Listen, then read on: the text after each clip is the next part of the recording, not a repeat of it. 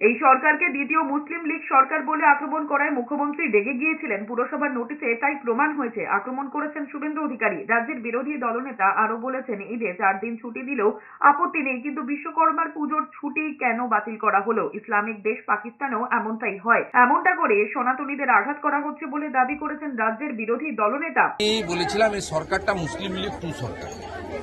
মুখ্যমন্ত্রী তেলে বেগুনে হয়ে উঠেছে। কলকাতা কর্পোরেশনের নোটিশ প্রমাণ করলো ঈদে 2 দিন কেন 4 দিন ছুটি দেন না? বিশ্বকর্মার ছুটিটাকে বন্ধ করে কেন? হিন্দুদের উপর আঘাত করে কেন? এতে কি মজা পান আপনারা?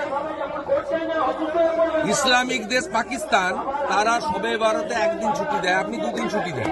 কেন করেন এগুলো? আপনি হিন্দুদের আক্রমণ করছেন কেন?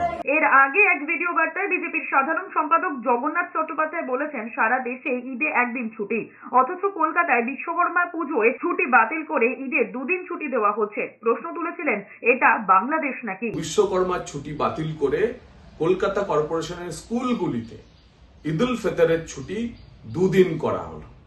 সারা ভারতবর্ষে ঈদুল ফিতরের ছুটি 1 দিন হয়, কিন্তু কলকাতা কর্পোরেশন যেহেতু জনাব ফিরহাদ সুরাবর্দী হাকিমের দ্বারা শাসিত, কলকাতা কর্পোরেশনের হগ মার্কেটে অবস্থিত কলকাতা কর্পোরেশনের এডুকেশন ডিপার্টমেন্ট বা শিক্ষা দপ্তরের এই বিজ্ঞপ্তিটি প্রত্যেকটি সনাতনী বাঙালির হৃদয়ে ঘা দেবে।